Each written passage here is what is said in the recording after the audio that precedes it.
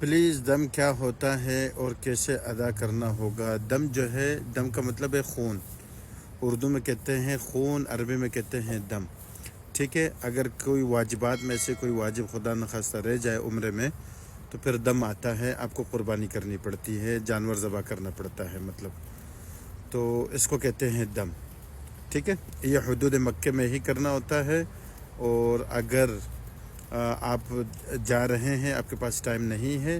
تو آپ کسی اپنے ساتھی کے ذمہ لگائیں گے، وہ آپ کے بدلے کر لے گا، مطلب ٹائم ہوگا، ٹائم لیمٹ ہوتا ہے، لیکن حدود مکہ میں ہی کرنا ہوتا ہے، ٹھیک ہے۔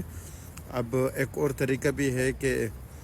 مسجد حرم میں کوئی ایسا انہوں نے کوئی آفس وغیرہ بنایا ہے جہاں جا کے آپ جمع کرائیں گے جانور کی رقم، آپ کو رسید دے دیں گے، سمجھا آپ کا جانور جو ہے وہ ذبح کیا جائے گا، اور مستحق جتنے بھی ہوں گے ان کو کھلایا جائے گا، اور اسی طریقے سے آپ کا جو ہے وہ دم ادا ہو جائے گا، ٹھیک ہے۔